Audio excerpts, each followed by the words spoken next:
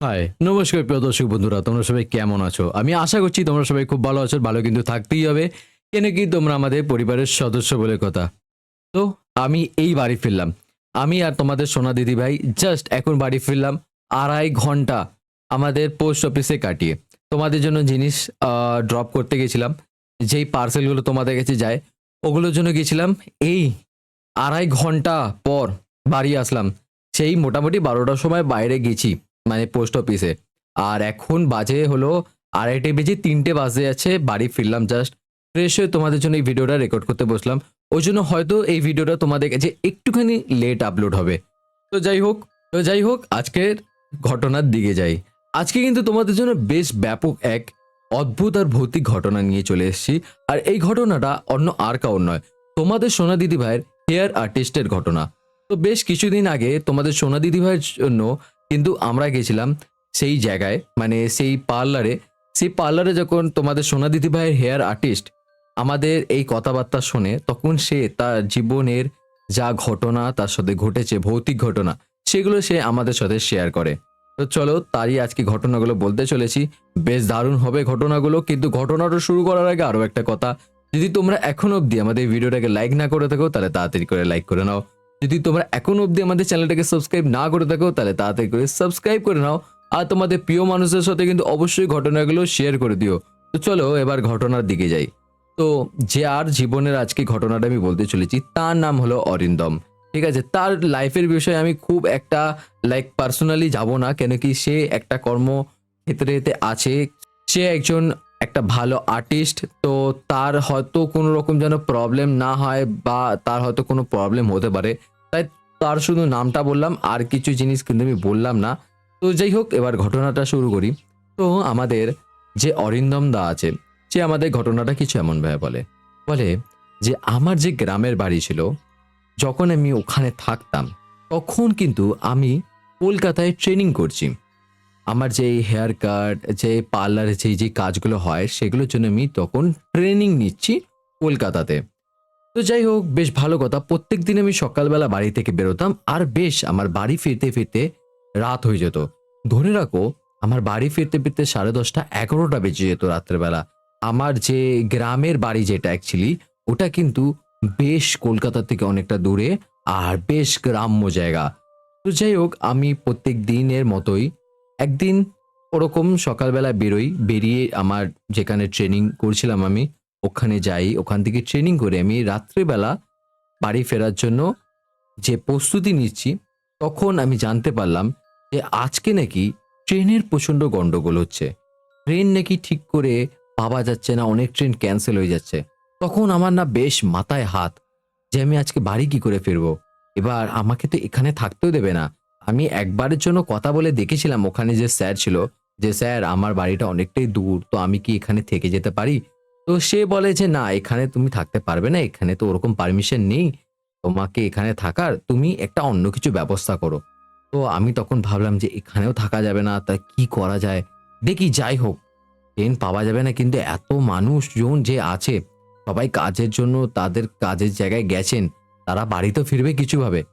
ঠিক না ঠিক করে কিছু একটা ব্যবস্থা করে নেব। তো যাই হোক, ওইসব বলার পর ভাবার পর কিন্তু ওখান থেকে বেরোই। বেরিয়ে আমি আমার যে স্টেশন, ওই স্টেশনে পৌঁছাই। স্টেশনে পৌঁছে দেখলাম যেই ট্রেনে আমি বাড়ি ফিরি, সেই টাইমে সেই ট্রেন ক্যান্সেল। কিন্তু তারপর ১ ঘন্টা পর একটা ট্রেন আছে। আর স্টেশনে দেখে আমার মাথা খারাপ। আমার মাথা গুলিয়ে যাচ্ছে দেখে, এত লোকের ভিড়, মানে লোক গিজগিজ করছে স্টেশনে। মানে ওই যে ট্রেনটা এসে দাঁড়াবে, ওই ট্রেনে ওঠা কতটা যে মুশকিল আর কতটা যে ঝামেলাদায়ক হবে, সেটা আমি ওখানে দাঁড়িয়ে ট্রেন আসার আগেই বুঝে গেছি। সেই কষ্টটা, সেই যে জার্নি হবে, সেইটা আমি ওখানে দাঁড়িয়ে ফিল করতে পারছি। কিন্তু যাই হোক, বাড়ি তো ফিরতে হবে। তো ওই ট্রেন ১ ঘন্টা বলা হয়, কিন্তু ১ ঘন্টা ১৫ মিনিট পর আসে। যাই হোক, ১ ঘন্টা ১৫ মিনিট পর যখন ট্রেন আসে স্টেশনে, অনেক কাউকে দেখছি ট্রেন দাঁড়াতে না দাঁড়াতে তারা লাফ মেরে ট্রেনে উঠে যাচ্ছে। আর আমি এতটা ক্যাপেবল নয় যে আমি ওরকমভাবে লাফ মেরে ট্রেনে উঠবো। যাই হোক, ট্রেনটা দাঁড়ানোর জন্য আমি ওয়েট করলাম। ট্রেনটা দাঁড়ালো তখন আমি কিন্তু সবার সাথে যেরকমভাবে তারা উঠছে ট্রেনে, আমিও কিন্তু সেরকমভাবে ধাক্কাধাক্কি করে কিছুভাবে ট্রেনে উঠি। ট্রেনে ওঠার পর ট্রেনে এতটাই ভিড়, একেকটা বগির মধ্যে এতটা লোক উঠেছে যে নিঃশ্বাস নিতে বেশ কষ্ট হচ্ছে। মানে দম আটকে আসছে। কিন্তু কিছু করার নেই। যাই হোক, শেষমেষ আমি আমার স্টেশনে পৌঁছালাম। আমার স্টেশনে আমি নামি। যখন আমি স্টেশনে নামি তখন আমি মনে হলো পুরো পৃথিবী জিতে নিয়েছি। এতটা রিল্যাক্স লাগছে, এতটা মানে খুশি লাগছে। আমি একটু হাত পাটা ঝাড়া মেরে একটু একদম জোরে একটা নিঃশ্বাস নিয়ে বললাম, "বাহ! শান্তি!" ট্রেন থেকে নামার পর। তো যাই হোক ওইসব বলে আমি বেশ আমার বাড়ির স্টেশন থেকে এই ধরে রাখো ১৫ থেকে ২০ মিনিট লাগে। অন্যদিন গাড়ি পেয়ে যাই কিন্তু সেদিনকে দেখলাম স্টেশন থেকে কোনো গাড়ি নেই। তো আমি বুঝলাম যে আমাকে বাড়ি হেঁটেই যেতে হবে। তো তাই হোক, আমি এই ভেবেই হাঁটা শুরু করলাম। তো বেশ খানিকক্ষণ হাঁটতে, হাঁটতে যাচ্ছি। হঠাৎ আমি বুঝলাম যে একটা কোনো জিনিস আমার পেছন দিক থেকে খুব জোরে দৌড়ে আসছে আমার দিকে। বেশ মানে অনেক দূর থেকে দৌড়ে আসছে তখনই আমি আওয়াজটা পেয়েছি। দেখলাম জিনিসের দৌড়ানোর আওয়াজটা বেশ কাছে আসছে, জোরে হচ্ছে। যত কাছে আসছে তত জিনিসটার আওয়াজটা যে দৌড়ে আসছে সেটা জোরে হচ্ছে। তখন আমি বুঝলাম জিনিসটা আমার দিকেই ধেয়ে আসছে। যখন আমি পিছন দিকে ঘুরি তখন আমি দেখলাম কিছু কিন্তু নেই। কিন্তু আমার দিকেই কোনো একটা জিনিস আসছে সেটা আমি বুঝতে পারছি। কেন কি রাস্তার মধ্যে গ্রামের রোড বুঝতেই পারছো।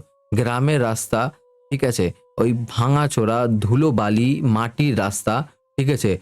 ওর মধ্যে থেকে যে মানে সেই ধুলোগুলো উড়ছে না, আমার দিকে যে আসছে সেই জিনিসটা স্পিডে দৌড়ে সেই ধুলোগুলো উড়ছে আমি বুঝতে পারছি। কিন্তু কি জিনিস দেখতে পাচ্ছি না।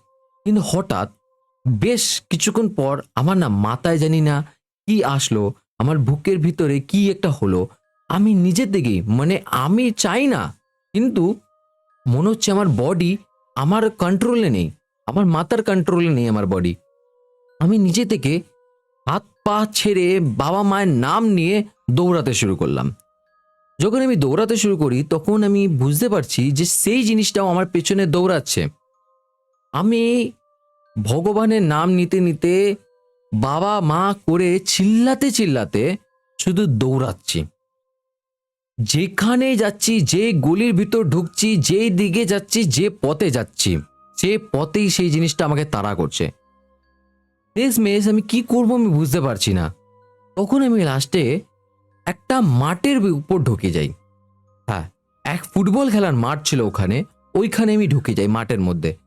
মাঠে ঢুকে যখন আমি দৌড়াচ্ছি তখন আমি বুঝলাম সেই জিনিসটা আমার পিছু এখনো করছে। ওই মাঠেতেও বেশ ধাপ, ধাপ, ধাপ, ধাপ করে আওয়াজ হচ্ছে আমার পেছনে দৌড়ানোর। আমি আমি লাস্টে যে কি করি তোমাদের বললে বিশ্বাস করবে না। আমি লাস্টে গিয়ে গোল পোস্ট যে হয়, আমাদের ফুটবল খেলার গোল পোস্ট, তার উপরে উঠে যাই। হ্যাঁ, তার উপরে উঠে গিয়ে আমি বসে থাকি।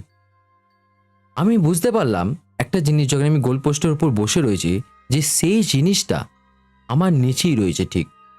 কেন কি তার উপস্থিত যে আছে সেই জিনিসটা আমি বুঝতে পারছি, আমার ফিল হচ্ছে। এটা আমি ভালো করে বুঝতে পারছি। একটা আস্তে, আস্তে কিন্তু মানে একটা ভারী কোনো জিনিসের আভাস হচ্ছে। সেই জিনিসটা হাঁটছে আশপাশ থেকে আস্তে, আস্তে। আমি তখন বুঝলাম সেই জিনিসটা আমার জন্য নিচেই ওয়েট করছে। হ্যাঁ। তো এরপর আমি ভাবছি আমি কি করব? আমার তো মানে বাড়িও যেতে পারবো না। আর আমার তো কোনো পথ নেই এছাড়া। কি করি? নিচে নামলে সেই জিনিসটা কি করবে না করবে কিছুই তো বুঝতে পারছি না। কি জিনিস সেও তো দেখতে পাচ্ছি না। আমার না মাথা খারাপ। আমি ভগবানের নাম নিচ্ছি আর ভাবছি যে কি জিনিস? তখন আমার হঠাৎ মাথার মধ্যে একটা জিনিস আসলো। যে এই যে জিনিসটা নিচে রয়েছে, এই জিনিসটা অন্য আর কিছু নয়। এটা হলো গোভূত। হ্যাঁ, গরুর ভূত। তোমরা হয়তো অনেকেই জানো যে গোভূত হয়, গরুর ভূত হয়। আবার অনেকে জানে না সেই জিনিসটা। কিন্তু হ্যাঁ, এটা সত্যি। যদি তোমরা না জেনে থাকো তাহলে কিন্তু তোমরা অবশ্যই চেক করে দেখো গুগলে, ইন্টারনেটে এর বিষয়ে কিন্তু তোমরা ডকুমেন্ট আর্টিকেল পেয়ে যাবে। গোভূত যে জিনিসটা হয়, সে কিন্তু তোমাকে দৌড় করাবে, শুধু দৌড় করায়। আর দৌড় করিয়ে তোমাকে যদি কাছাকাছিতে পেয়ে যায়, তোমাকে তার এরিয়ার মধ্যে তার বাগে পেয়ে যায় মারার মতো, তাহলে সে তোমাকে বিশাল জোরে একটা আঘাত করবে। হুম, এটাই হলো গোভূতের কাজ। তারপর মানুষ অনেকে বেঁচে থাকে, অনেকে মারা যান, কেন কি প্রচণ্ড জোরে সে কিন্তু প্রভাব করে। তো যাই হোক, আমার তখন কিন্তু মাথায় আসে যে এটা গোভূত, কেন কি আমার এক চাচা ছিল ওই গ্রামের, সে কিন্তু বলেছিল যে এই গ্রামে গোভূত আছে। তো তখন আমার ওই চাচার কথা মনে পড়ল, আর তখন আমি বুঝতে পারলাম যে এই গোভূতই আমাকে তাড়া করেছে, আর এই জিনিসটাই কিন্তু নিচে রয়েছে। তারপর যাই হোক, বেশ ঘন্টার পর ঘন্টা আমি ভগবানের নাম নিয়ে ওরকম বসে রয়েছি। তখন ঠিক 4টে বাজলো, 4টে বাজার পর ঠিক নামাজটা পড়লো, আর একটা অল্প হালকা যে আলো, মানে একটা যে সূর্য উঠবে এবার, সেই আলো আলো মতো হয়ে আসলো আকাশটা। তখন দেখলাম পায়ের আওয়াজ, সেই জিনিসটার আওয়াজ, যে সেই জিনিসটা চলে গেল, বেশ কিছুটা দূর অব্দি গেল, তারপর কিন্তু একদম নিস্তব্ধ হয়ে গেল। আমি তখন বুঝতে পারলাম সেই জিনিসটা চলে গেল এখান থেকে। তারপর আমি সেই গোলপোস্ট থেকে নাবি আস্তে করে, তাও গোলপোস্ট ধরে কিন্তু আমি দাঁড়িয়েছিলাম। যদি সপাটে কিছু আমি বুঝি, তাহলে টং করে আমি লাফ মেরে কিন্তু আবার উঠে যাব সেই গোলপোস্টের উপরে। কিন্তু বেশ আমি গোলপোস্ট ধরে অনেকক্ষণ দাঁড়িয়েছিলাম। দেখলাম যে কিছু আমাকে অ্যাটাক করে নাকি, বা কোনো রকম আওয়াজ পাই নাকি। যখন আমি পেলাম না, যখন আমি বুঝতে পারলাম যে এবার সেই জিনিসটা চলে গেছে, তখন কিন্তু আমি আরামসে বাড়ি পৌঁছে যাই। বাড়িতে পৌঁছানোর পর আমার প্রচণ্ড জ্বর আসে। সেদিন তো আর আমি ট্রেনিংয়ের জন্য যেতেই পারিনি, কেন কি আমি তো বাড়িই ফিরিনি। সকালবেলা আর যাবো কি করে? বাড়িতে যাওয়ার পর প্রচণ্ড আমার শরীর খারাপ হয়। বাড়িতে সবাই আমাকে জিজ্ঞাসা করে যে, "সারা রাত তুই কোথায় ছিলিস? তুই আমাদেরকে কিছু জানাসনি কেন?" রাত্রিবেলা আমার ওই সে ফোনও আমার কিন্তু বন্ধ হয়ে যায়। আমি যখন ট্রেন থেকে নামি, তখন কিন্তু আমি দেখেছিলাম যে আমার ফোন বন্ধ হয়ে গেছিল। তো যাই হোক, আমি তাই জন্য কিন্তু আমার পরিবারকে জানাতে পারিনি। যখন আমি আমার পরিবারের লোককে বলি এরকম, এরকম ঘটনা ঘটেছিল, তারা কিন্তু বেশ ভয় পেয়ে যায়। কিন্তু বেশ আমি খানিক দিনের মধ্যেই ঠিক হয়ে গেছিলাম। তো এই এক ঘটনা, যেটা আমার গ্রামের বাড়িতে যখন আমি ছিলাম, তখন আমার সাথে ঘটেছিল। তো এবার আমি তোমাদেরকে আরেকটা ঘটনা বলি তারই জীবনের, কিন্তু তার শ্বশুরবাড়ির ঘটনা। তো আমাদের অরিন্দম দা বলে যে আমার শ্বশুরবাড়ি যেই জায়গায়, সেই জায়গায় না একটা মিল ছিল। আমি কোন জায়গা বললাম না। ওখানে একটা মিল ছিল।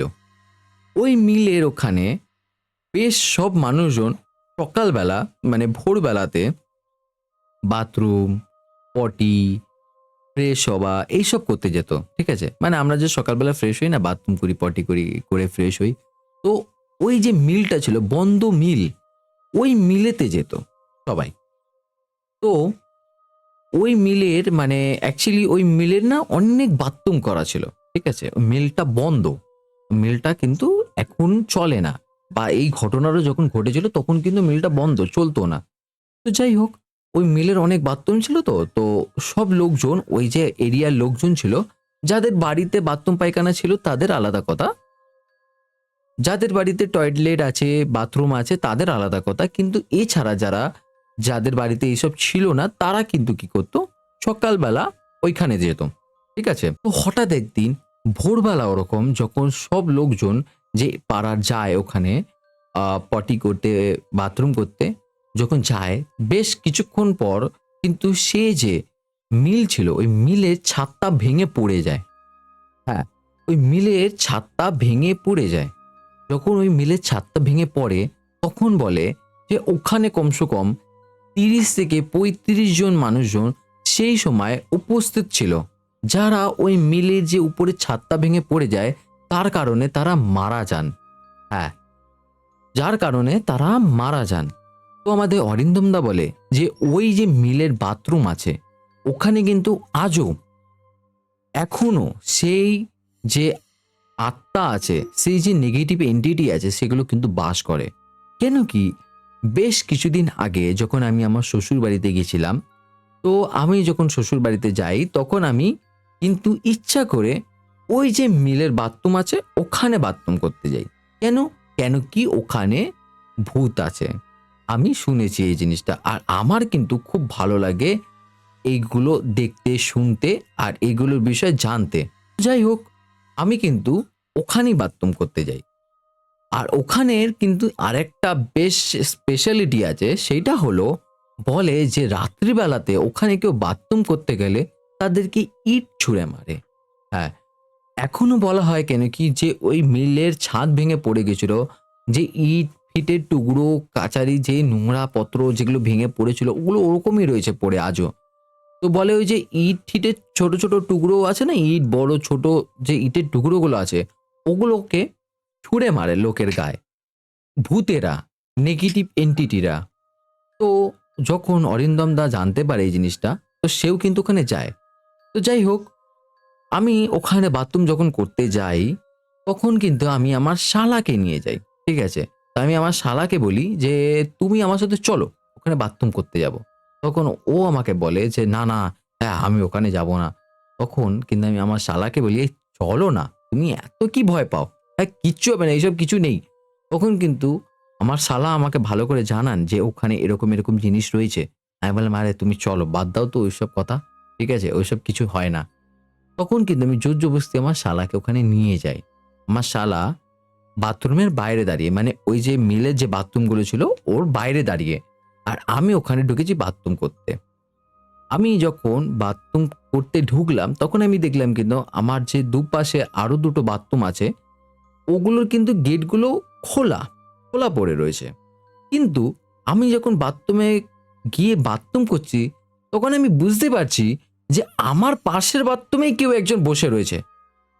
কিন্তু আমি কিন্তু যখন ঢুকেছি বাথরুমের মধ্যে তখন কিন্তু আমি ভালো করে দেখেছি যে বাথরুমের ভিতরে কেউ ছিল না, দুটো বাথরুমের গেটই খোলা ছিল আমার পাশের। কিন্তু আমি ভিতর থেকে বুঝতে পারছি যে যে আমার এক পাশের বাথরুমে কিন্তু কেউ একজন উপস্থিত রয়েছে। কিন্তু কে রয়েছে? যখন ঢুকলাম তখন তো দেখলাম না। আর গেট তো বন্ধ না খোলাই ছিল। আর যদি আমার পরে কেউ ঢোকে, কে ঢুকবে? আমি তো এই ঢুকলাম। দেখতে পারতাম বা গেট বন্ধ করা আবার শুনতে পারতাম, কিছুই তো নয়। আমি বেশ ওখানে দাঁড়িয়ে, দাঁড়িয়ে যতক্ষণে এই জিনিসটা ভাবছি ততক্ষণে আমার বাথরুম করা হয়ে গেছে। আমি বেশ ওইটা ভাবতে, ভাবতে যখন বাথরুম ছেড়ে বেরোলাম, জাস্ট বেরিয়ে ২ পা আগিয়েছি, দেখলাম আমার যে দুপাশের বাথরুম ছিল, ওই যে দুটোর গেট খোলা ছিল, তা দাম করে বন্ধ করে দিল কেউ। কিন্তু কে আছে যে বন্ধ করবে? কেউ তো নেই।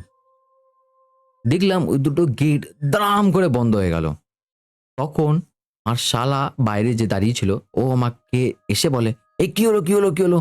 কিছু হয়েছে নাকি?" আমি বললাম, "না, কিছু হয়নি। কিন্তু এরকম, এরকম আমার সাথে ঘটনা ঘটলো। আর এরকম জিনিস বুঝলাম।"